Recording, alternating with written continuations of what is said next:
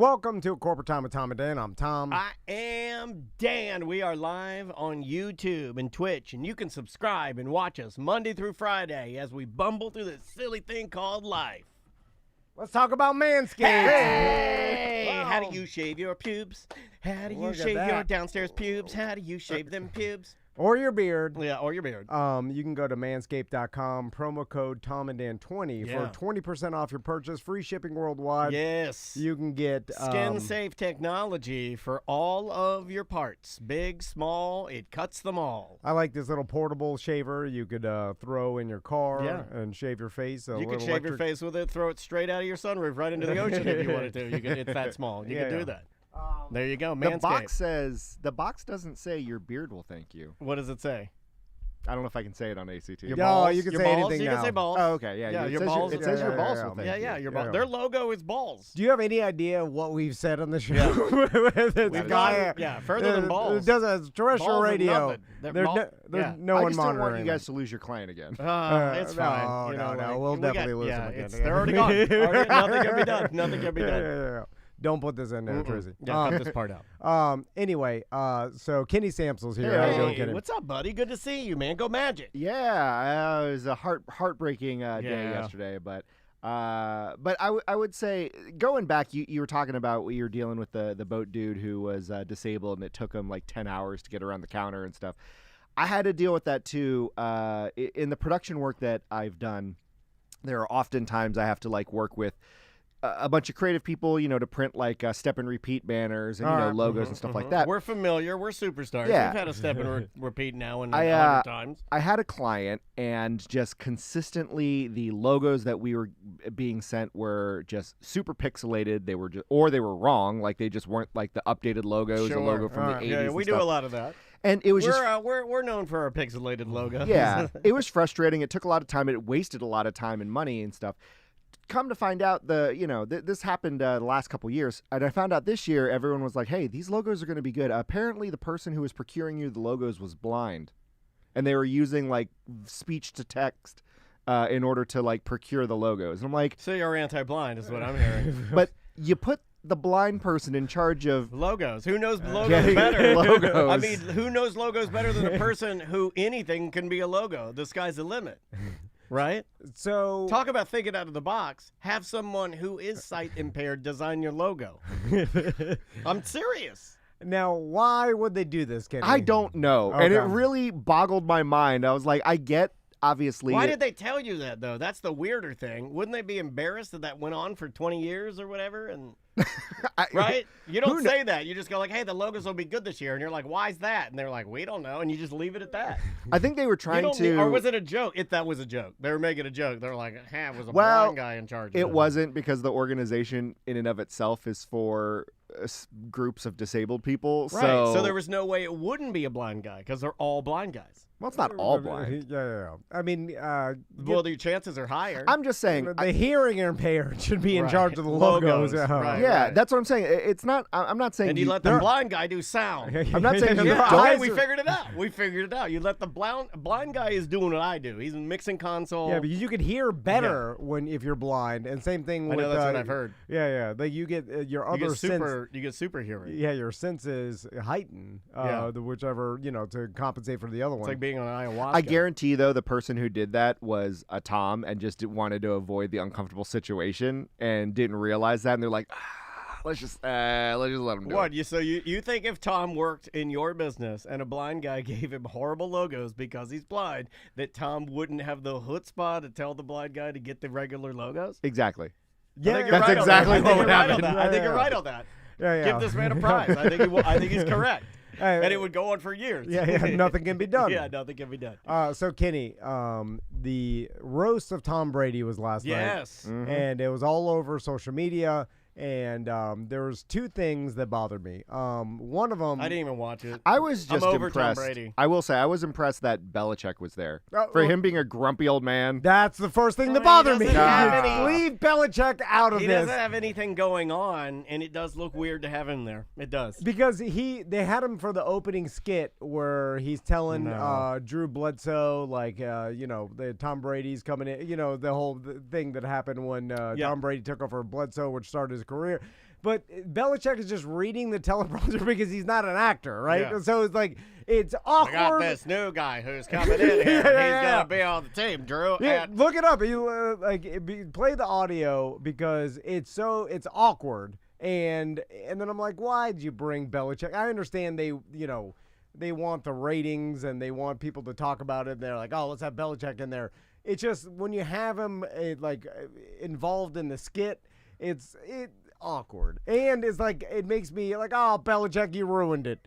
I want you to be a grumpy old man that has no fun and it's only about football, and then you die that way. I don't want you having fun doing Tom Brady roast, doing skits. Well, I remember when it was a big deal that Belichick signed an endorsement deal with Subway, because everyone was like, "Wait, that's like out of his."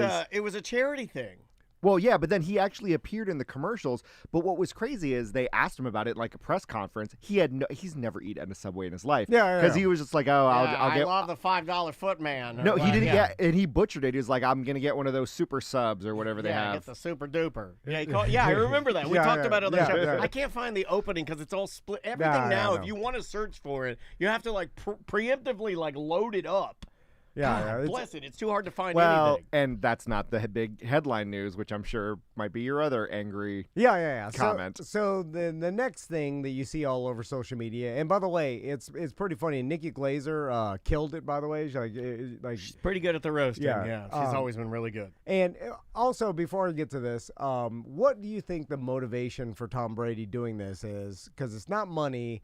Is it just humanize him a bit? Is it a celebration? Like you get all A-list celebrity Kevin Hart's there. Like Kevin Hart's not participating in any roast with anybody else except for Tom Brady. It's a vehicle, right? I mean, it pumps you up. The whole thing of it is a promotional vehicle. The whole thing was fake. But does Tom Brady need extra marketing? Yeah. It's an ego thing because if he's not playing football for this past year. Yeah, it's not relevant anymore in his brain because he's been doing football more in his life than anything else.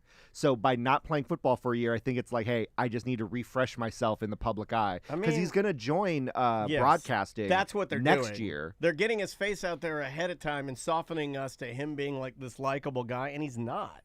Not to me. Really? Like, I don't look at him and be like, yeah, I want to see this guy on TV. I think what they're doing is they're getting us used to seeing him.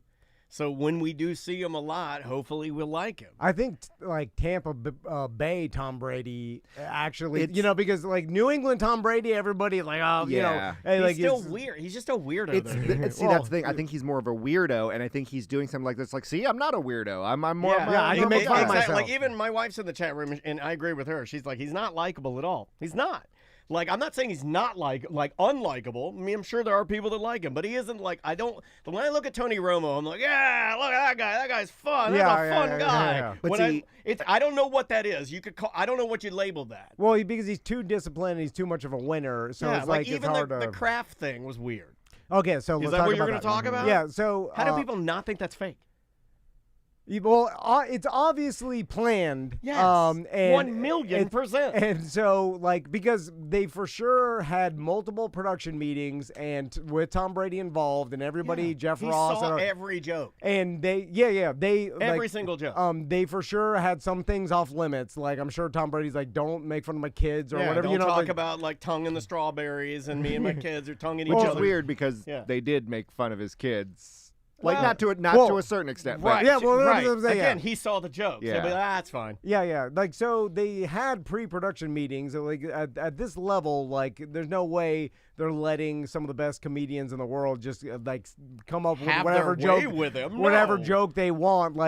So then Jeff Ross makes this craft joke, which was a mild what did massage. He just say? Does anybody want a massage? It was that was almost exactly the joke. Well, he made a joke that Tom Brady had a meeting with Robert Kraft when he first and this is a famous story in the NFL that he's like, hey, he was drafted in the 6th round or whatever, and then Tom Brady's like, I'm gonna be your starting quarterback. I'm gonna take you to the Super Bowl, whatever. He told that to Robert Kraft as a rookie, standing on the sideline or whatever. Sure. And then Jeff Ross made the joke. He also said, would you like a massage? This is joke over here. It's funny. And then Tom Brady gets up. First he laughs, which is the tell that he's not really mad at it. He laughed at the joke, right? On camera.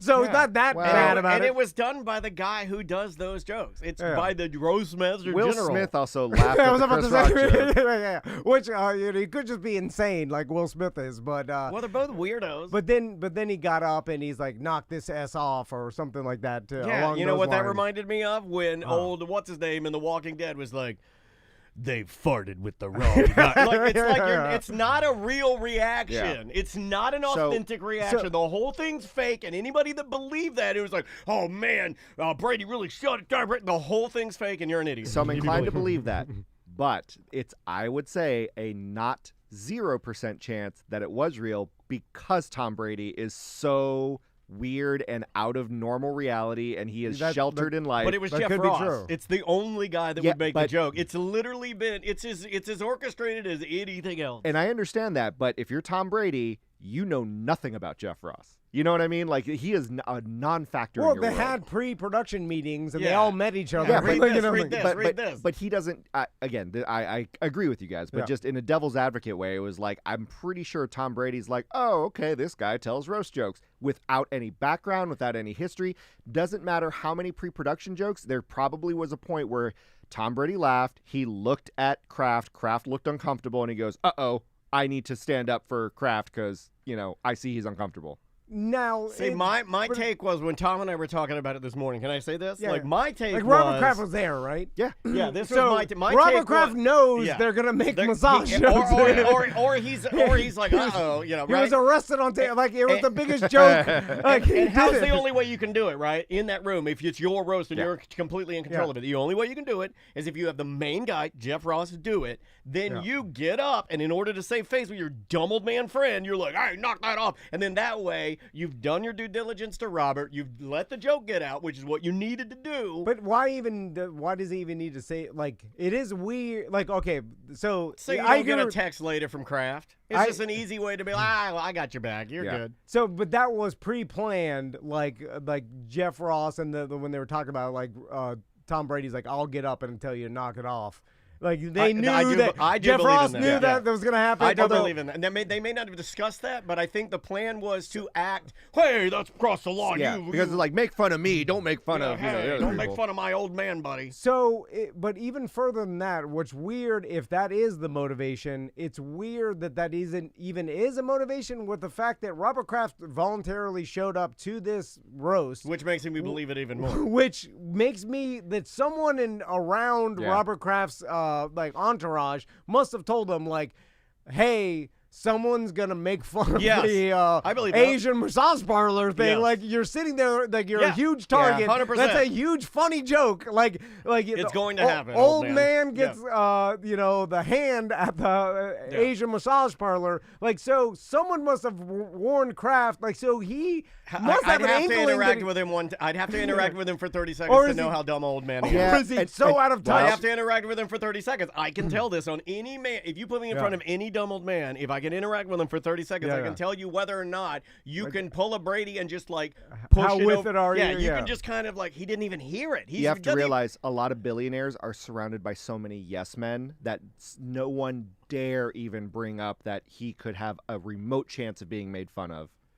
Yeah, better to just let roast? it. It's better to just let it happen because you know it's going to happen. Brady knew it, and then he doesn't even hear it because he's dumb old man, and then you just stand up and be like, knock that ass off, and then you've saved face, and it got out. And then all your people have to do is be like, how I'm appalled, sir. How dare they? Yeah, because the relationship between Robert Kraft and Jeff Ross is there's no relationship. No, of course, he don't care. Or everybody knew, and they knew that was going to be a viral moment of the show to help promote it. Yes. And that is the most likely what happened. And then Robert Kraft knew, he knew, Yeah. Brady knew, and like, hey, let's create this viral moment because guess what? It is a viral moment that's all over the internet, and like, these are all millionaires. But that joke, marketing, that joke is the joke that makes your roast legitimate, right? If you all you need is footage of that joke, and everybody's like, oh, he made a Kraft joke. Yeah. And then is the joke legitimate? No, it's not even that bad. It's a hacky joke, to be honest. Nobody, it was all planned. It was all planned to be released so everybody would see that joke and go like, wow, they're really not pulling punches. Good and market the special so people go back and watch it. Correct. And good on Jeff Ross, because his reaction, he really did seem like he was like, oh, wait, but what are you he's doing? the best at doing No, that's what I'm this. saying. Yeah. I'm giving him credit for that, because his reaction made it seem like he did not. I'm yelling at you.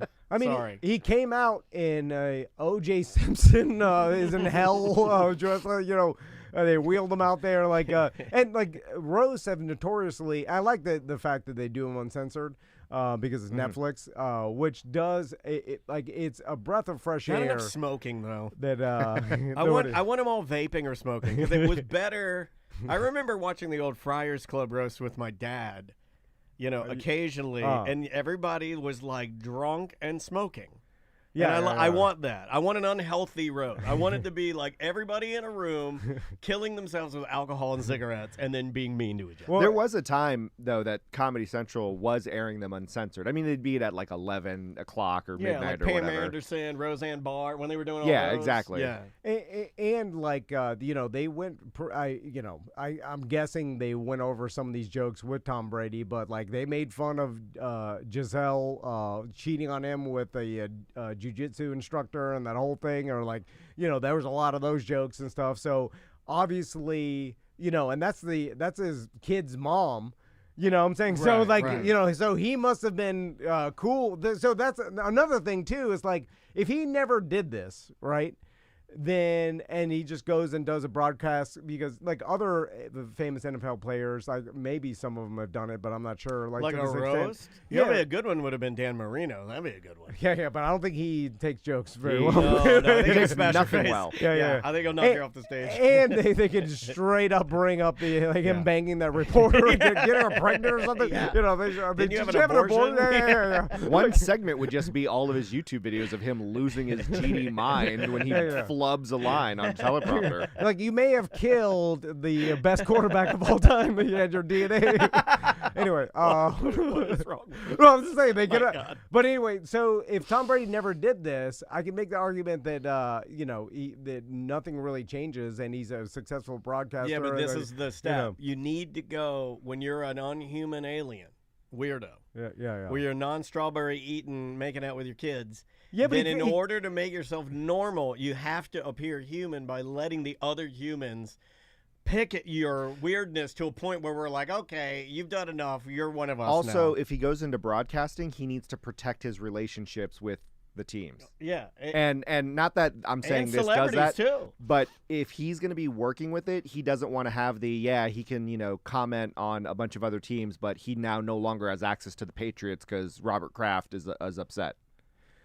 Yeah, I guess. I mean, I think it's just a big PR move because I don't feel like the Brady on commentary, doing sports. I don't think that that's as popular as they thought it was going to be when they started setting it up for him to do that this year. Yeah. Mm-hmm. So I think a lot of this was planned because they know that this guy isn't necessarily the home run they think. When he signed it, look at the amount of money and years in advance he was getting for this big lucrative deal. But it's nobody has told me yet that he's good at that. No, nobody's been like, oh yeah, he's really good at that. Drew Brees was horrible, because he very much he so. was real bad, so straight, and but Tony Romo is awesome. You know what I'm Greg saying? Olson's pretty good Peyton too. Manning is great. Yeah.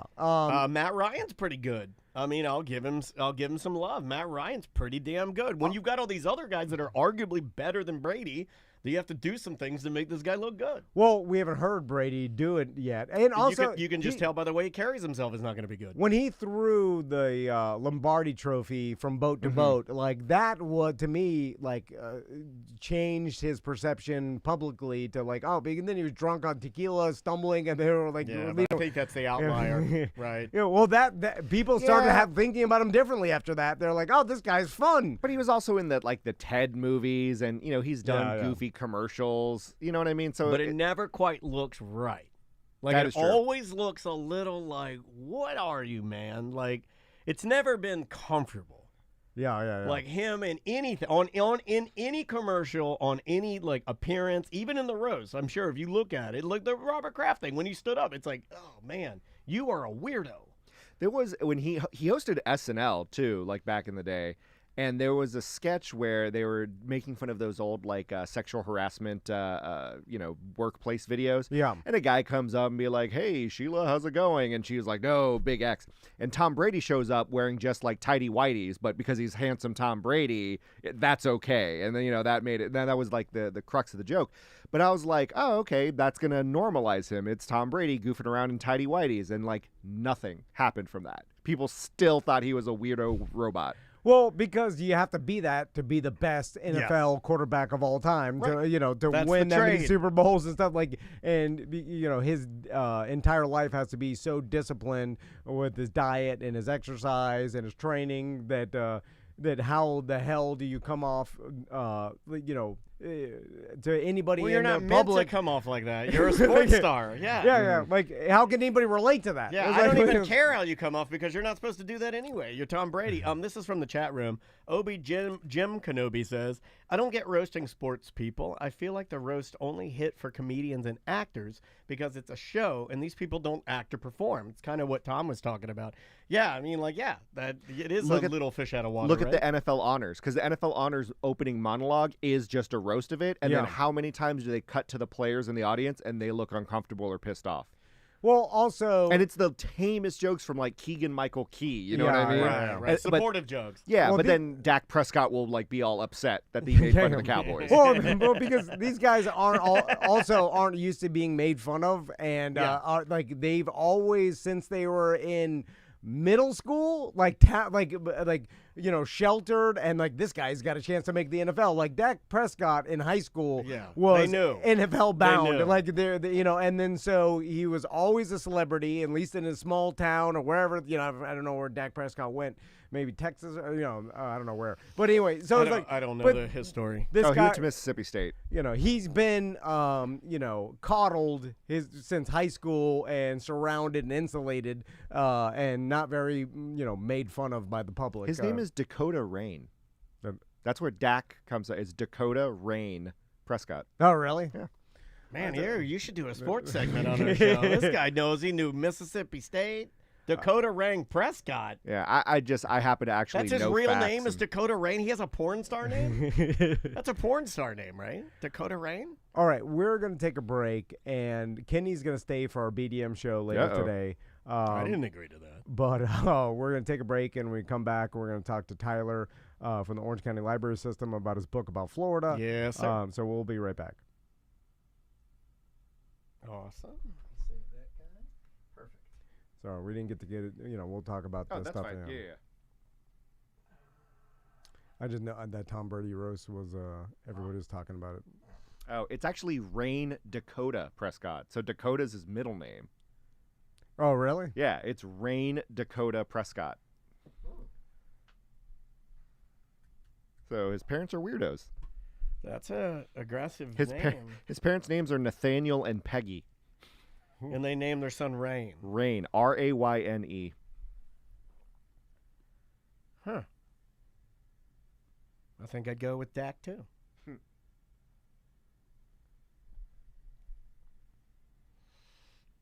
Yeah, I saw that Mahomes gave Logan Paul his 3 rings to use as brass knuckles Oh yeah. on WWE. I mean, I instantly thought that they were obviously replicas that you Oh, take my God, out. yeah. I mean, you're not going to, but it was pretty cool to see him put the rings on and then punch the guy in the face. And then Ghost's argument is that it makes him more human than Brady. Yeah, I mean, but he already comes off more human than Brady. He does. I mean, he does a goof Head and Shoulders commercial with Troy Polamalu. It's already different humans. You can't even compare. Oh yeah, but he's also young and cool.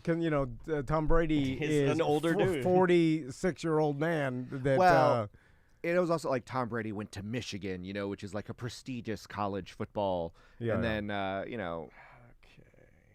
Mahomes, his high school sweethearts and his family's trash. I keep going back to that picture of Russell Wilson's ex-wife, where he's on the phone and she's in the corner screaming. Oh, yeah. It's the funniest photo I've ever seen in my life.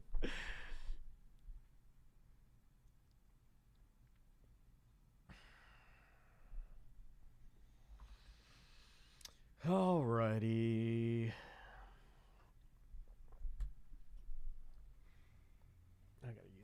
bathroom real fast. I don't see anybody on Zoom yet. He joined at 10:55, so I'm guessing he will pop back in here in a second.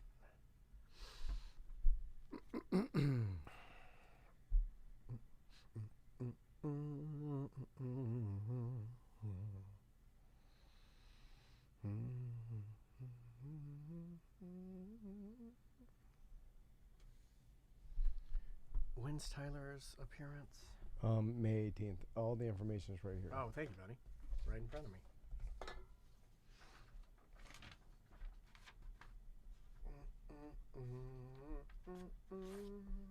Got it. All right, here we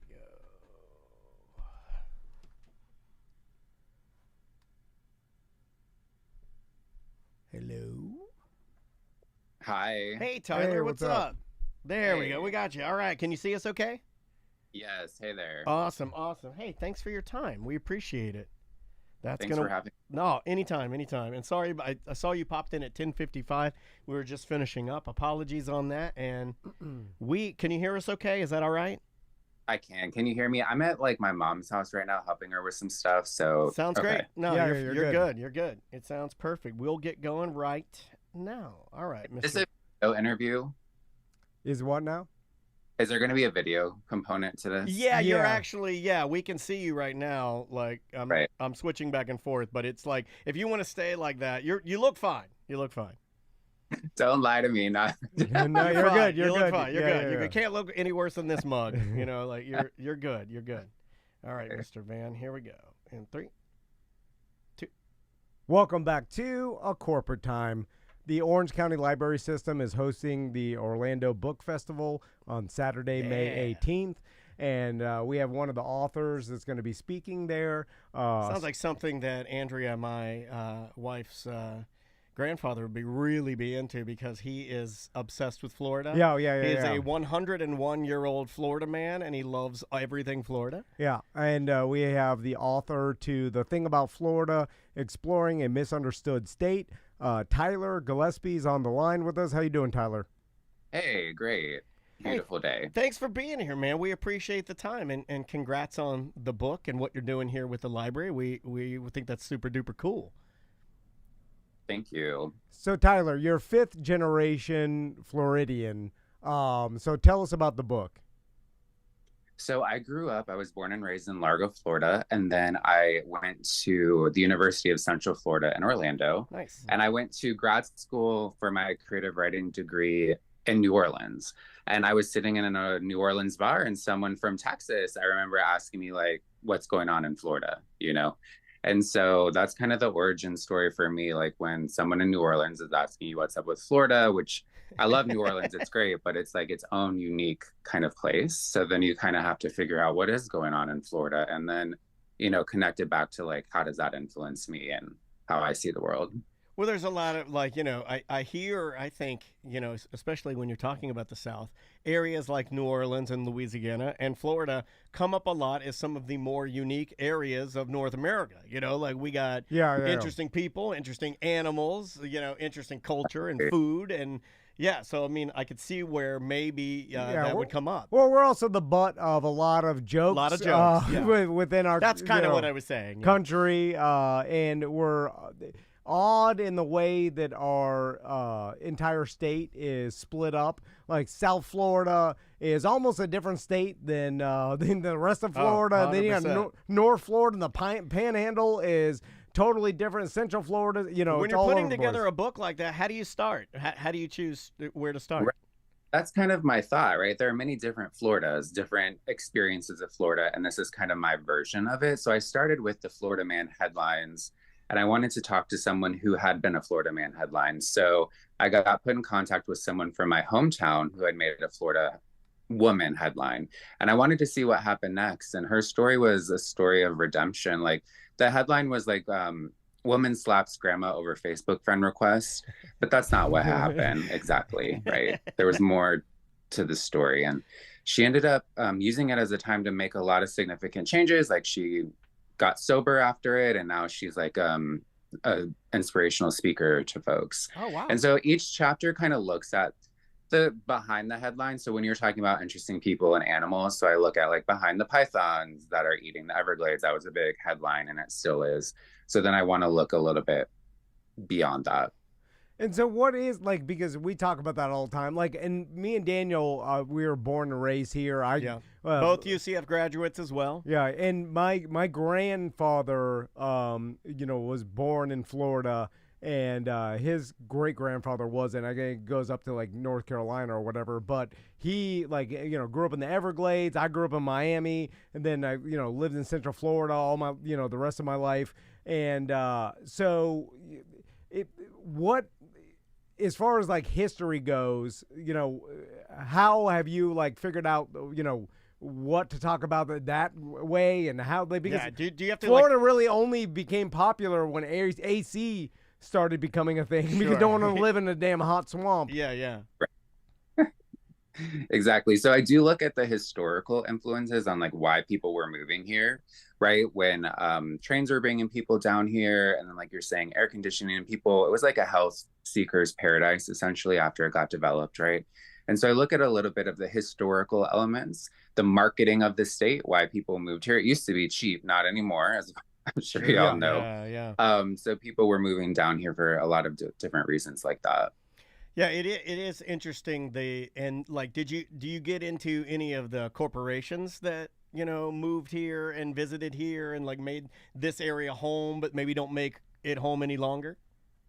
I specifically with Orlando, I look a little bit to the Holy Land Experience, which is this theme park. I got really interested in that kind of like theme park element, but also this tourism that's based on like, religious kind of elements. But I kind of look at the history of tourism a little bit, and like, alligator wrestling, or when people used to put an alligator in an outhouse, which is one of the first like roadside attractions, and people would get off the train to like see this alligator, right? So thinking about the kind of evolution of the tourism industry in the state. We should do that here. We should just put an alligator in a box out here, just when people are walking down the street, they can stop at the Hold on, what's the alligator in the outhouse? That's it. You get an alligator, you put it in an outhouse, you charge someone a nickel to see it because they haven't seen alligators if they're coming from, a northern state or something. You put it in the doo-doo hole?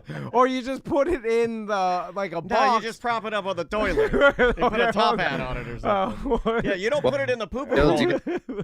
There's still alligator farms you can go see babies, and like it's a little bit like morbid to me, but like they also sell alligator heads in a lot of gas stations. Yeah, that's one in my daughter's bedroom. My daughter's bedroom is all old Florida. I got a shark embryo, I got a gator head, I got all the stuff that the back scratcher that's a gator claw. Are you gonna gator hand that's your business card holder? Yes. That's real fancy. Those are hard to find. There's nothing like telling other businessmen a gator hand is holding my business card. Right. And that's weird to think about if you actually think about it, which is something I didn't do as a kid, but it's weird that we have hands holding business cards or like heads, and it's so common. But, alligator is like one of my favorite animals. So I wanted to look at kind of its role in the state. I think a lot of people feel that way. I feel like the alligator, like it's only recent times that I feel like people are now like, oh, these things are misunderstood, and we shouldn't they're not like these killing machines. I mean, yeah, they can be dangerous, but anything can when you're, damaging its habitat. Well, it's funny, if you talk to, like, anytime I fly to other states and we start small talking about Florida, because it's the old, oh, where are you coming from? And then the people start talking about, like, I'll talk about boating or whatever, like, and they'll be like, you let your kids swim in lakes in Florida? Yeah. And I'm like, yeah. We've been doing it since I was a kid, and so it's perfectly fine. Where else are we supposed to swim? We swim, we ski, there's gators all around us. We're well aware they leave you alone, and people are, their minds blown that we swim in the waters with gators, but we're so used to it and desensitized by it, and you realize, like, gators don't bother you, they're scared of humans, but then every once in a while you'll see, some story about attacks, but it's like getting struck by lightning, like, sure, 1 in a million or whatever. Do you go into any of that in your book? I do. So I'm not specifically, I do look at the alligator attacks, but I look kind of like how they help the ecosystem, right? Because they're keystone species, right? So they help other animals stay alive. And I look at kind of how they were hunted, right? They were on the endangered species list until like in the 80s. Then they're, were off it for different reasons. But, looking at folks hunting them and how they've been used as a symbol and their kind of role, like you're saying, they are dangerous, but they have a lot of other important things that they bring to the environment. And then I would interview some alligator wrestlers as well to look at that as a kind of tourist attraction kind of thing. Yeah, that's us. Alligator wrestlers are interesting people. Like I've talked to some in my life, and they are usually hard men that have grown up. Like well, they respect the tough gator real too men. because they've had to sit with like maybe their head inside of a gator's jaws until their buddy Randy can come over and help get it off of their head. It's So, what have you learned, or what's the most surprising thing you learned in doing all this research for the book? I think the thing about Florida, which is the title of the book, but no, like Florida is such a long state, and a lot of the times I was surprised about our long history. Like I didn't know that Florida fought in the Civil War, for example, and like I grew up here, and that was just a history that I was never taught. I didn't know that, right? So I just think that was really important to me because a lot of, I think, folks who move here think Florida doesn't have a very significant history to the country or like cultural history. It's just a place folks move to and are not all folks, but, some people and just party or kind of see it as like a place you can do anything. And that is connected to some of the ways it's marketed, right? But for me, that most surprising is the way that Florida was like in the Civil War and our long history and like how important cattle farming is. I talked to a bunch of cowboys, and things like that. Yeah, we have like the true Florida cracker cowboy is a thing, like the real cattle ranchers and the people that they're still ranching they're cattle real out guys. here. Yeah, I mean, like, but you're right. It is kind of it's more, and also the agriculture, that huge, all the oranges and like there's entire. Well, what about in my area where I grew up in the DeLand and Pearson area, and it was the fern capital of like the world.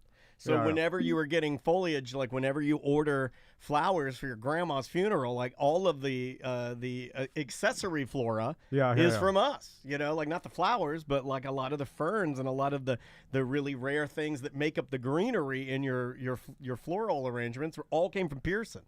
All of it. Yeah, which is crazy to me, but a lot of people don't know that. Were there any like? Did you have to bust any myths that people had? Like, were there any things you wanted to like kind of disprove to like show people like this never happened, this isn't a thing? So I approached the book like not trying to defend Florida in any kind of way, right? Because I think like with writing, I want to be as balanced as possible. I just was trying to show as many angles to something as I possibly could. So like with the Florida Man chapter, it's called Florida Man Theory. And it starts like, I have a theory that any true Floridian is like a certain degree of separation away from a Florida Man story. And looking at why that is, how our laws kind of set that up, the public record laws, our history in terms of marketing and like people coming down here and all of that kind of thing. So I wasn't necessarily wanting to defend it because I think if you defend something, maybe it can be a little bit less objective. So I just wanted to present like, here's the way I'm viewing Florida. Here are the things that I'm collecting. And it's like funny. There are humorous moments throughout, right? Yeah. And so I was interested in that. But I think if I defend anything, it's the alligator, truly. The alligator, but... No, I know. You're right. Like, it turns out, like, the only reason the Florida Man headlines have become so popular is because of the way that our press is public. And the way that things are released. Sure. Yeah, and then the national news can get stories faster through, and then it just became a thing, and then it became clickbait, and that spawned, like, where it's like, oh, yeah, all these crazy things are going on in Florida. They're going on everywhere. Like, it's everywhere. They're definitely going on in Mississippi and Georgia. Yeah. The only difference is we wear shorts a lot more than you do. We wear a lot of shorts. I mean, they got gators in Georgia and Mississippi and Louisiana, and they're just as crazy stories there. I say crazier. Crazy. Yeah. And so, but with that, though, I have this theory, Tyler, and tell me if you think it's true, but now that we work remotely, and we see this, and I think Florida just became the most expensive state to live in, which is everybody crazy. moved here to work remotely. Well, we live in we got no state tax, which is obviously super sought after for people from other states that do pay state tax. So it's cheaper, and then a beach is an hour away wherever you live. Like even if you live inland, you can get to the beach in an hour either direction, and it's just it's a cool state to live in. The weather's nice all the time. We don't have to worry about cold weather and stuff. And all these people are moving down to Florida. A lot of Steelers fans, though. And it's never going to stop, and it's going to become a haven of people where people like to live, and our the cost of living is going to continue to go up. Is this your theory? It's our home. All the home value is going to continue to go up, and it's never going to end because people are going to continually move here because you can now work remotely in a lot of cases, and why not? And I think that speaks to something like there's a lot of people who are like, no one was born in Florida. Like there aren't native Floridians, or people it's all from New Jersey or New York, whatever. But there's a lot of us that were born here. So when you're talking about home prices, I'm thinking a lot about my friends, like how do we stay here in our home to be close to our family, right? Because we're not necessarily making the remote dollars that someone who's like working in Seattle but living in Florida, for example, is making. So I think a lot about that. And in terms of also people with some of this kind of legislation that's been going on, people are like, well, why don't you leave Florida? It's like, well, my family's here and I love the state for all the reasons you're saying. But I also don't have the option to leave necessarily because of my family and stuff, right? So folks that do have the option essentially like are raising the housing prices and everything like that. And they can leave whenever they feel like it. And it's not like it's going to get cheaper when they do because someone else will move in. Yeah, absolutely. People are going back to what you were saying. Yeah, people from Florida are moving out because it's so expensive. And then I was going up the Intercoastal on my boat. I'm passing, dozens and dozens of $1 million mansions that are just empty. Yeah, nobody in them. Because nobody in them. They're people's second homes and stuff. And so it's like there are so many second homes here, and they're just sitting there abandoned most of the year. And then we're so used to that. Apart, the stucco falling off. And it's going to continue to get more and more expensive. I mean, look at the Bahamas and go around a neighborhood in the Bahamas. Like no one's from there. Everybody bought. They went there because it's paradise. Yeah. And and again, it's cheaper living. But so Tyler, when are you actually speaking at the event? So I'm going to be on a panel that's talking about these, like writing Florida. It's at 11:30 on May 18th. And I'm going to be with this author named Rebecca Renner, who wrote a book called Gator Country. So for those interested in gators, come on out to that. And also a writer named Annabelle, who just had a really awesome memoir come out. So I definitely, if you're interested in these Florida topics, those folks, as well as me, will be talking about those kind of things. Awesome. My mom got really into like Florida-based literature. I started collecting it because there's so many great authors, like locally, not like people that you can find that even write like murder mysteries based around places that you love that are like based in Florida. It's really cool. Yeah, there's so many creative. Exactly. Awesome That's one of my favorite things to talk about. Like Florida has such a long literary and artistic tradition. 100%. That's something a lot of people don't realize. There's so many Florida writers, especially right now. I think Florida has the most badass writers truly doing work. I totally agree with you because like my mom got me into this, and it was like one of the things she told my mom was a librarian, and one of the things she told me is it kind of hurt her heart to realize that it took her until she got into like her 60s to start collecting Florida-based fiction novels. But she had a pretty decent collection. It's one of the only things I kept of hers that were like just books written by people that she was able to go and meet that are just as good as anything else you would get, but are based in like Daytona Beach, Miami, Kendall area. Like it's cool, man. Yeah. Like Hemingway, famously lived in the Keys, which probably spawned a lot of writers to move down to Florida. Sure. I'm sure. What's a nice place to write? You just gave all the answers of all the people living here. It's like this is the greatest. You sit on the beach and you write your novels. Yeah. Well, Tyler, where can people get the book? So they can get it on the University Press of Florida published the book, and it's a book of essays, right? And so I also have a book called Florida Man Poems that I'll be talking about as well that came out through Borough Press, which is an Orlando-based independent press who does all kinds of Florida literature. So I would say through local bookstores or through the library, right? Or through the press websites. That's the best way to get the book, is through the press website. There you go. And if you want more info on all of this, ocls.info. You can see Rebecca, Tyler, and Annabelle will all be there talking about their books. Yeah, and again, that's the Saturday, May 18th, the Orlando Book Festival. Tyler, thanks so much for coming on the show today. Thank you, man. Thank y'all for having me. Yeah, take care of yourself. We'll talk to you soon. All right, have a good day. Cheers, you as well.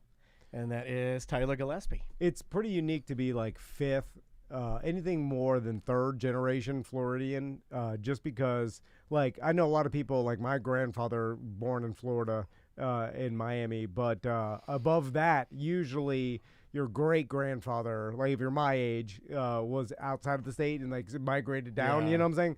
Like, so no, I was Virginia. Mom and Dad were Virginia. I'm first generation Florida. And then Maisie.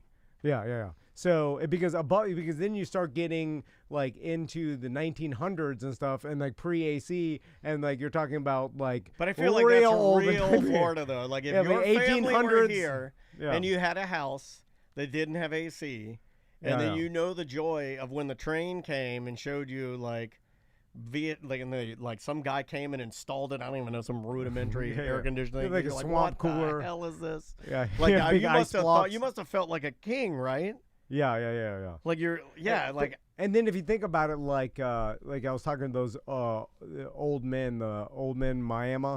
They were talking old fishing men. They were talking about like you start looking at like. Even South Miami. What the hell? Why does my phone just randomly start saying the time? It was like 7:15. But you look back at like old OnlyFans, Coconut Grove, and stuff that's like, you know, $10 million properties that is like that used to be just some old farmland. You know what I'm saying? Like God. So because there's I see it from DeLand. Like I don't know if you knew this, but like just areas in DeLand that I grew up next to. Yeah. Like where our housing development was, and there was our development, and then around the development was nothing, right? And if I go back there now, it's like high rises around the development. Yeah. There's a lot of used to be orange groves. Yeah, a lot of like even what was the name of that big ranch? I think a TM Ranch. Oh yeah, the TM Ranch. I used to love those guys. Like those families, and there's a lot of like old wealth in Florida where like they're they were cattle people, I believe. Yeah, their like great grandfather bought some land in Florida, bought like 100 acres. Yeah. For $50 back in the 1800s, and then those 100 acres now it's a generations of wealth now because they just sell off parcels for $10 million at a time or whatever. Let me throw this concept at you, and you tell me if you understand it. It's weird to me as a damn near 50-year-old man that there's no land left to go and like buy the land for like next to nothing. And then you have to market yourself, and then you have like a deed. That I remember as a kid thinking that we would never run out of land. You know what I mean? Like that's how stupid I am. I was like, there's so much. I remember thinking as a young boy, as I grew up and became a man in my 20s, that I would get a job, and then eventually I would be able to go and buy enough land that I couldn't see all the land, and it was my land. There's still some cheap land in Florida. It's not in like small towns. It's undesirable stuff, right? Yeah. But if you think, Maisie, land is land. I want the land. You'll never get the benefit of it, but Maisie's kids will. Let's buy some weird land for our kids. We gotta buy some weird land. That used to be a thing. You buy stuff in the mountains in Georgia, and like every. Oh, Andrew won't let me. Guy do it. in the 80s. I begged Andrea to let me buy a mountain cabin. Yeah. For the end of the world. Well, sit up there and eat my rations and just hold a gun in my chair. Or just have it for an Airbnb and then an investment property. No, she won't let me do anything fun. No, absolutely nothing. All right, we'll be right back. All right, that was good. A little shaky at first. That was my fault. That was all good. The sound. I was trying to dial the sound in. He's nice. He's like, I'm at my mom's. Is there a video component? I was like, we're doing it. Here we go. I'm like, oh no. All right, that is a Monday. Oh no, yes, that's Monday. Yeah, Monday too. Monday too. So Monday's done. Yep. And now let's just do a BDM show. All right. Switching over to Facebook. And thank you, Kenny, for... Yeah, appreciate you being here. Guys, we're going to switch over to Facebook. I'm going to pee, so give us like 10 minutes. And